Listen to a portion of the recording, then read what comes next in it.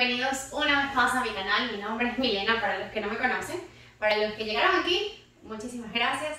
El día de hoy les tengo preparada una mini clase, un resumen de lo que es la nutrición. Esta clase se las prometí. Estaba revisando mis historias del Instagram y vi que en junio les dije que iba a ser como un resumen de la información que yo manejaba más o menos.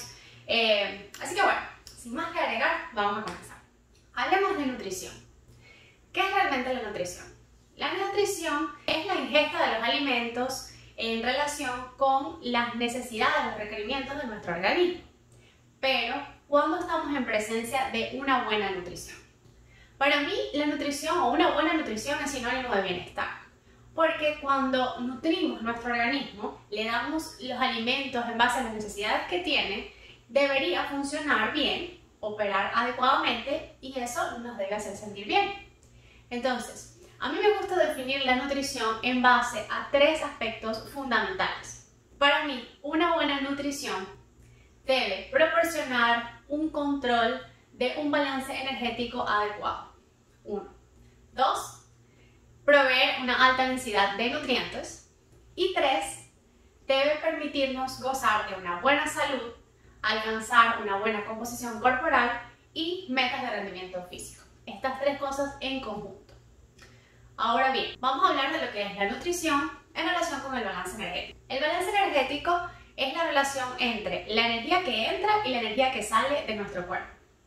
Cuando hablamos de energía, nos referimos a la energía que aportan los alimentos que consumimos, esa es la energía que entra, y la energía que sale es la energía de desgaste del cuerpo cuando estamos en nuestras actividades diarias, cuando hacemos ejercicio, alguna actividad física. De hecho, hasta cuando nuestros procesos celulares, cuando nuestro organismo está trabajando, también estamos quemando energía.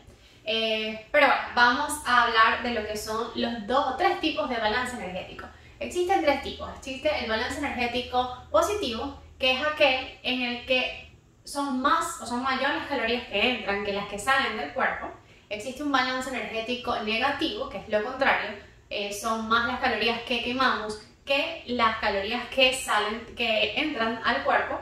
Y el balance energético neutral es aquel donde las calorías que entran y las que salen del cuerpo son las mismas. Cuando hablamos de calorías nos referimos a la energía. Simplemente que la caloría es la unidad de medida de la energía del cuerpo.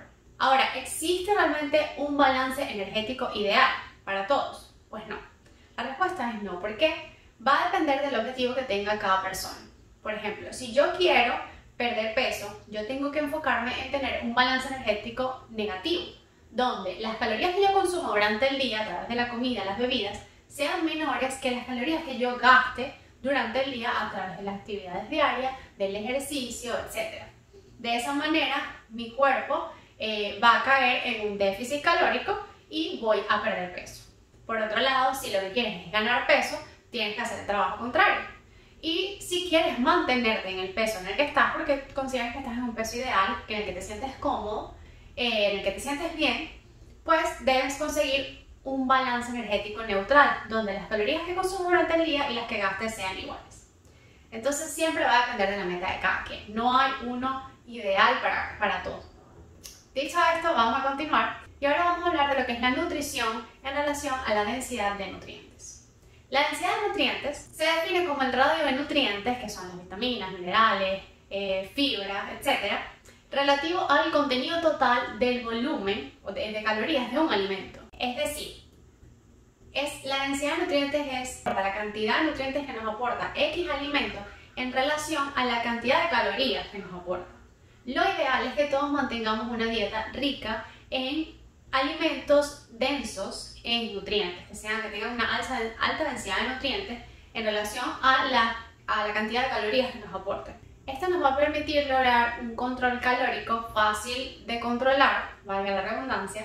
Nos va a permitir también mantener una saciedad prolongada después de comer, tener un consumo esencial de nutrientes más alto y que consumamos más nutrientes por volumen de comida. Un ejemplo sería comparar una porción de espinaca versus una soda, una Coca-Cola, por ejemplo. Tenemos estos dos productos. La espinaca vamos a agarrar una porción que nos aporta 100 calorías y la soda vamos a agarrar una cantidad que nos aporta también 100 calorías.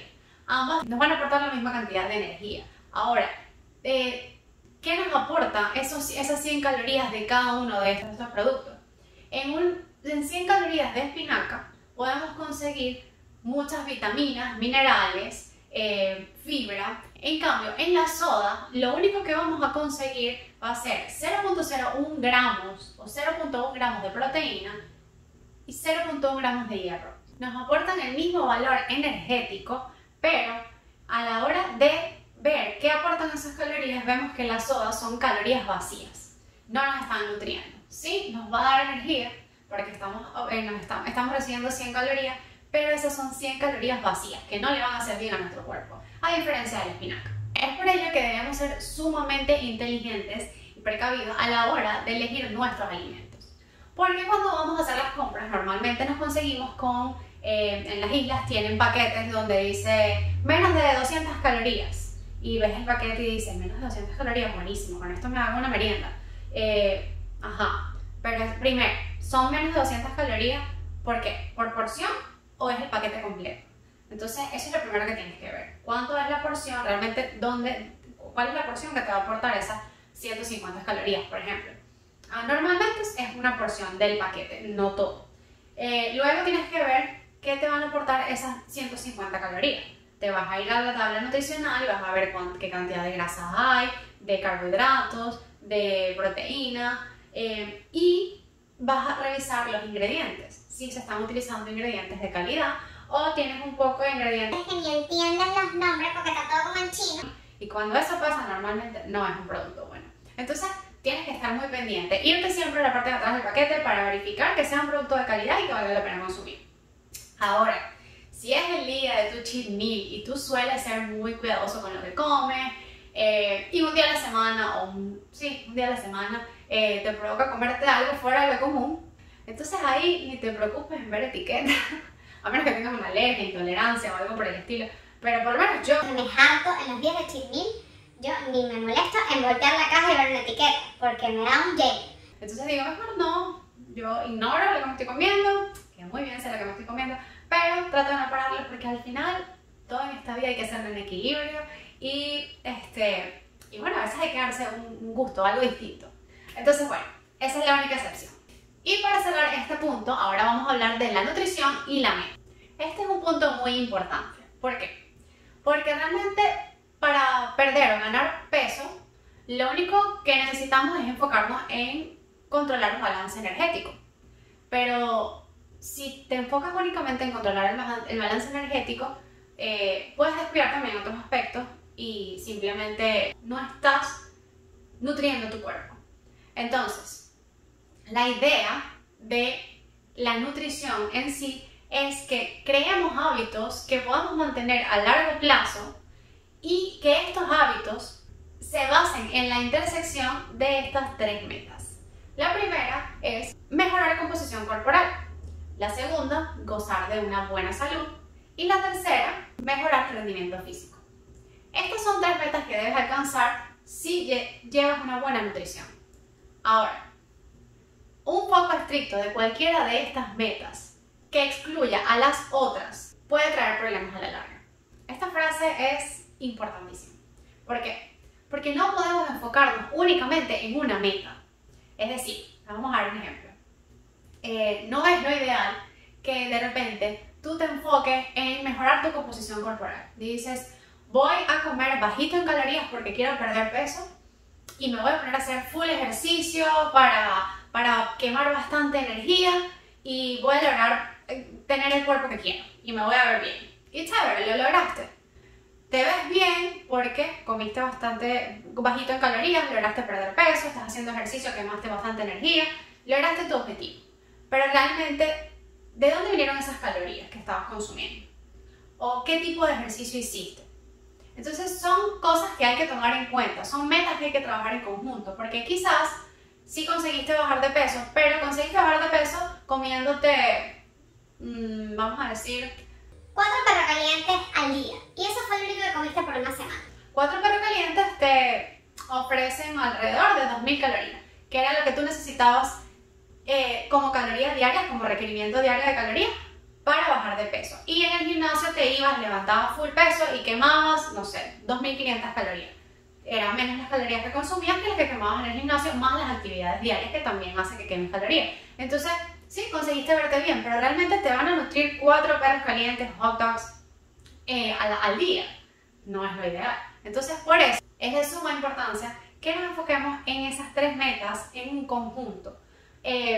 Mejorar la salud, que debe ser nuestra meta principal, porque eso te va a hacer que te veas bien, pero siempre y cuando no descuidemos la parte de la composición corporal, que es un poquito más enfocada en el balance energético, porque a veces también comemos muy saludable, pero comemos de más, y eso hace que pues no nos sintamos bien. Entonces hay que tomar en cuenta esas cosas y mejorar el rendimiento físico también, porque nada haces quizás levantando pura pesa para sacar músculo y tal, pero entonces te Vas a correr una vuelta a la manzana y estás ahí jadeando. Tampoco. Entonces eso es importante, esta parte me parece importantísima. Y vamos con el siguiente punto.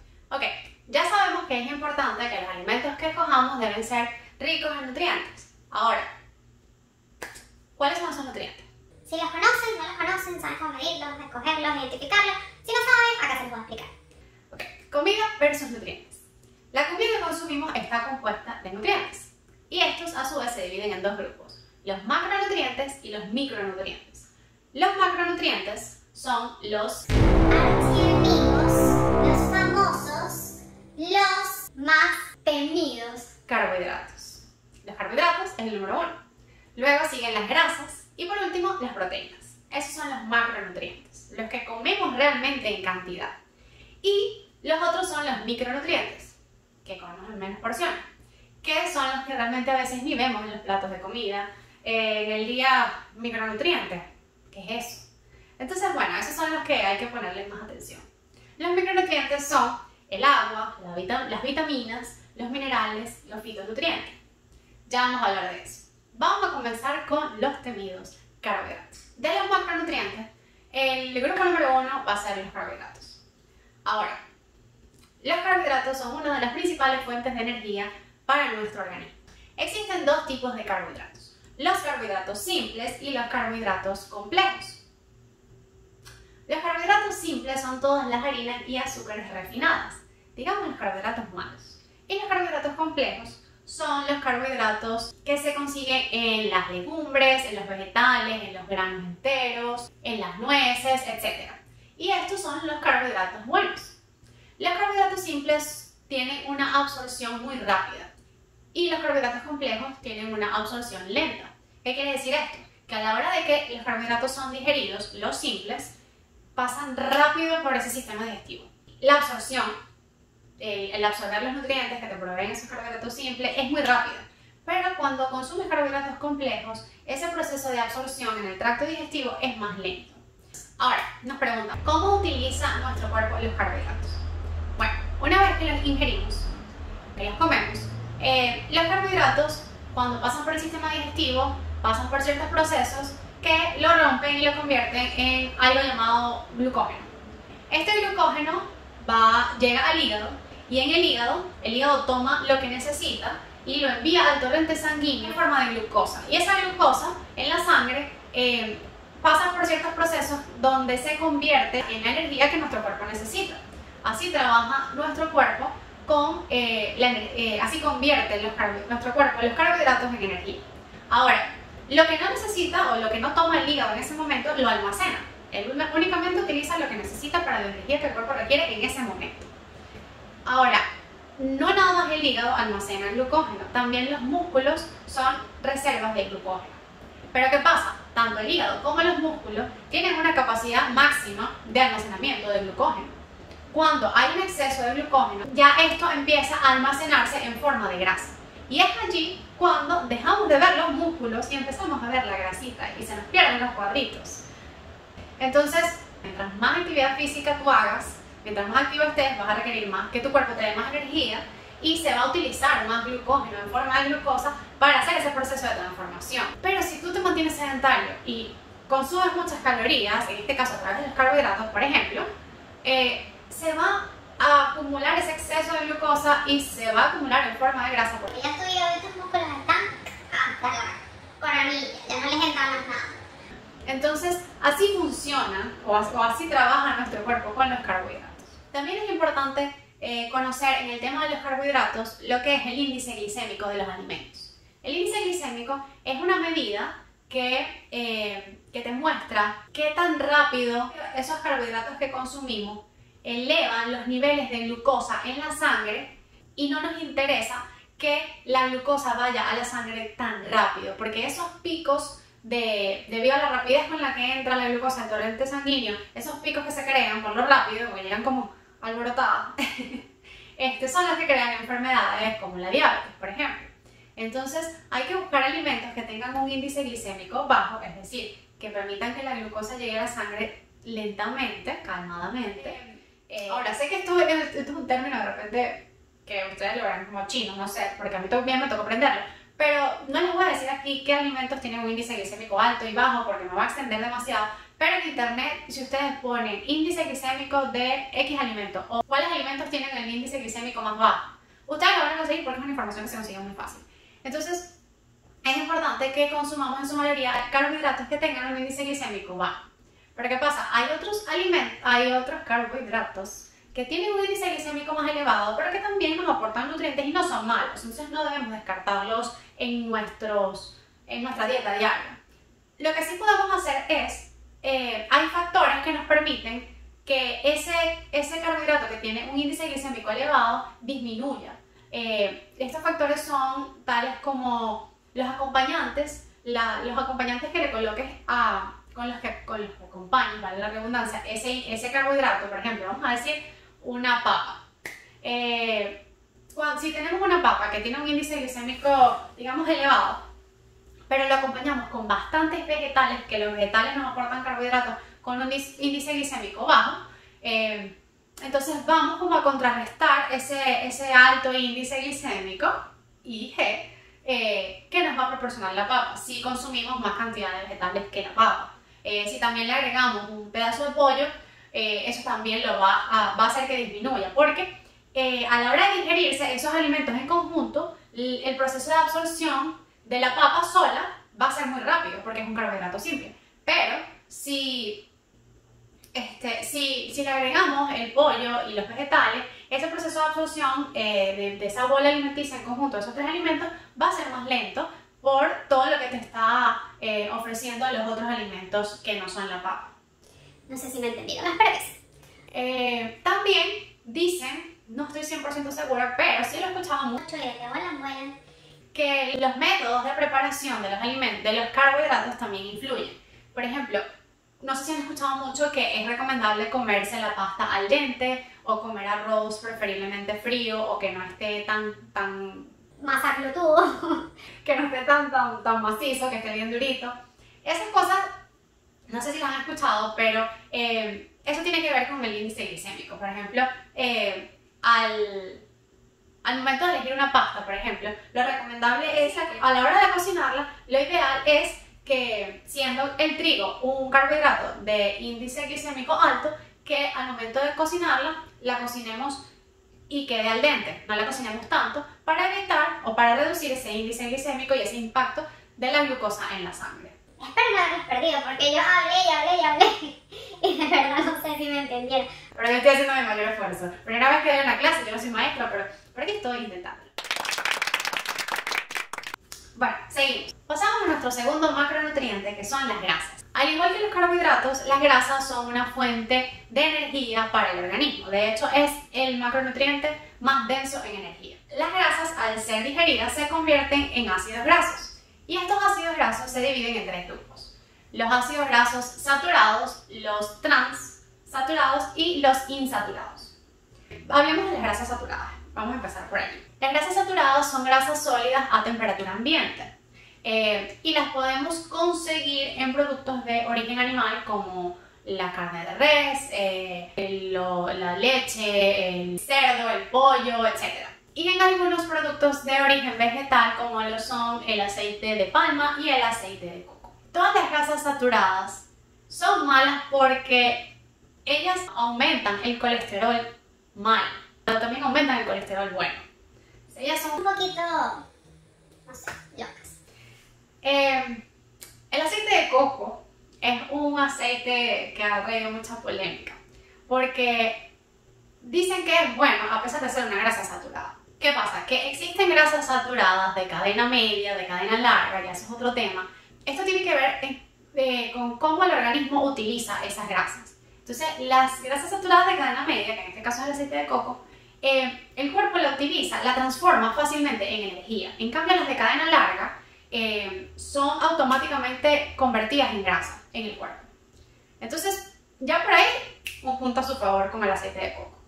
Por otra parte, pues siendo una grasa saturada, por más que aumente el colesterol malo, también aumenta el colesterol bueno. Entonces, digamos que no es la peor de las grasas.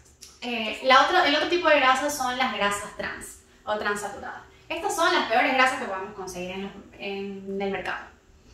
Son las grasas que, siendo líquidas, pasan por unos procesos de transformación llamados hidrogenación para ser convertidos en sólidas.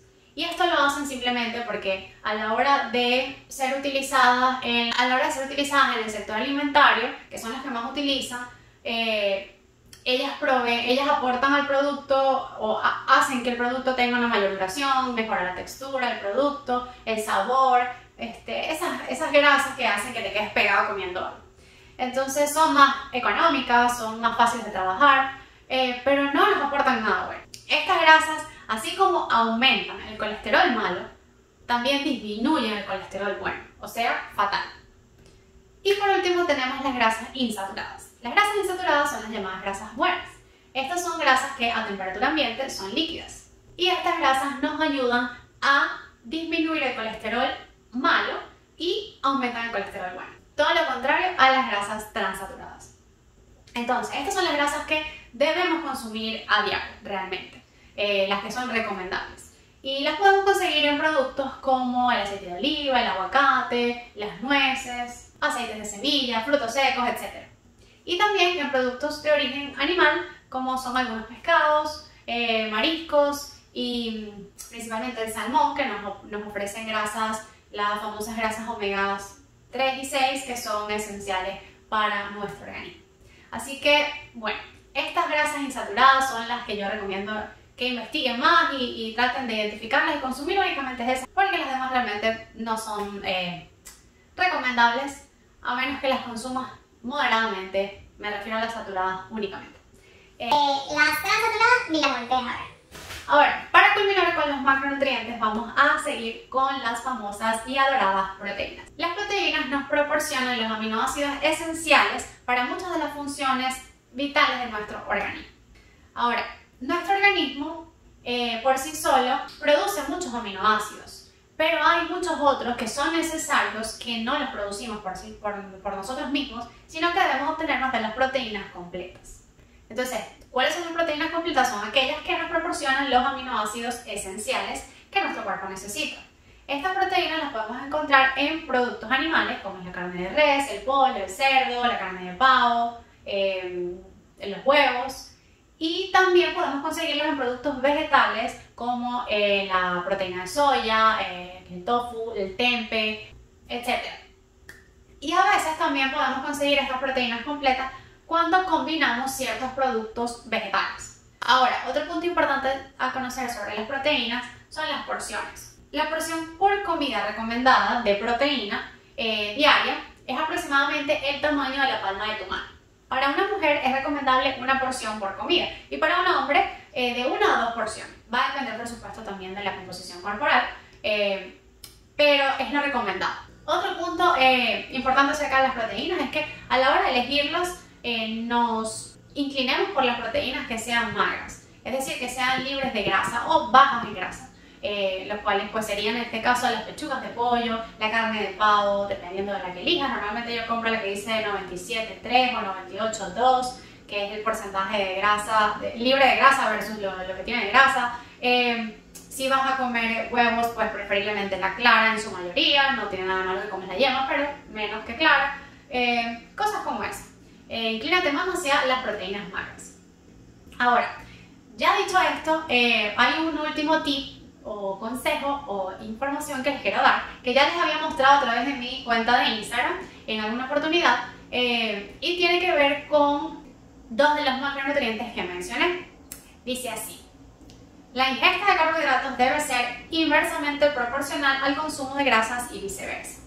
Es decir, cuando nos vayamos a servir un plato, es importante que si el plato tiene en su mayoría o tiene mucha cantidad de carbohidratos, vamos a decir, si es un plato de pasta, trata de que la cantidad de grasa que vayas a agregar a esa pasta sea reducida para que sea un plato calóricamente balanceado. Porque lo que son los carbohidratos y lo que son las grasas son densamente calóricas. Y cuando en un plato tienes mucho de ambas, va a ser seguramente un plato altamente calórico. Entonces, de esta manera, evitas que tengas que estar contando calorías a la hora de comer para lograr el balance energético que quieres y cuidas de la cantidad de calorías que comes durante el día sin tener que estar pesando la comida, midiendo, chequeando, anotando, porque de verdad que es fácil. por lo menos a mí no me gusta. Entonces, eso es un dato que les doy. Mucha grasa, pocos carbohidratos, mucho carbohidrato, poca grasa. Ahora vamos a continuar y vamos a hablar de los micronutrientes para cerrar con esta clase. Ok, en cuanto a los micronutrientes, ustedes aquí no tienen que ser tan cuidadosos, ustedes preocúpense por consumirlos. Por quererlos, ser sus aliados, apapucharlos, o sea, quiéranlos. Inclúyanlos en sus comidas, en su dieta diaria, porque son los que más descuidamos. Número 1, tenemos el agua. Del agua, pues les tengo unos tips generales. Para que ustedes se aseguren de que están consumiendo suficiente cantidad de agua durante el día, yo les recomiendo que cuenten 8 vasos diarios durante el día. 8 vasos de 8 a 10 onzas. Los pueden organizar de esta manera. Se toman 2 vasos de agua al levantarse y así ya tienen 2 vasos de agua menos y no se dieron cuenta. Luego, antes de desayunar, se toman otro vaso de agua, ya van 3. Luego, un vaso de agua antes de almorzar, ya son 4. Durante el transcurso de la tarde se toman 3 vasos de agua, ustedes cogen las horas, ya serían 7. Y por último, antes de cenar se toman un último vaso de agua. No se lo tomen después para evitar que después estén haciendo pipí en la noche y se tengan que parar a hacer pipí en la madrugada, porque eso es un fastidio. Pero bueno, si les da sed, ni modo. Esta es una manera de hacerlo, pero yo recientemente les publiqué a través de mis historias por la cuenta de Instagram, les hice unas historias recomendándoles una aplicación donde ustedes pueden ver cuál es la cantidad de agua que necesitan tomar diariamente de acuerdo a su peso. Y les dicen, les hace recordatorios a través del celular, tengo que tomar agua. Porque normalmente no nos acordamos, no nos da sed. Dígame cuando viene el invierno, es difícil. Entonces, el agua es importantísimo, el agua es vida. Y debemos enfocarnos en hidratar nuestro cuerpo, darle la cantidad que necesita. ¿Ok? Entonces esto es un tip general para el agua. Vayan a mi cuenta de Instagram, en los highlights, en los destacados, tengo un circulito que es como azul morado que dice apps. Allí les dejé la aplicación para que vayan y la chequen. Yo la estoy utilizando y me ha ido genial. Y los otros micronutrientes son en este caso siempre, los vegetales, los minerales y los fitonutrientes, que los encontramos en vegetales, frutas y en suplementos. Lo importante acerca de los vegetales y las frutas es las porciones. Hay que consumirlos, ¿ok? Es difícil ver que todos los platos de comida de una persona regularmente incluyan vegetales y frutas. Entonces, ¿qué es lo recomendable? Que por comida, por plato, por servicio, se incluyan por lo menos 2 porciones de vegetales o frutas. Ahora, una porción es igual a una fruta tamaño promedio, es decir, una manzana, una naranja, un durazno, una banana o media taza de frutas picadas o vegetales picados o una taza de vegetales de hojas crudas. Que no una taza, yo por lo menos cuando me como una ensalada dicen que juntes las 2 palmas de tu mano. O mides una taza, pero yo me como como 4 tazas realmente. Las hojas verdes nunca están de más.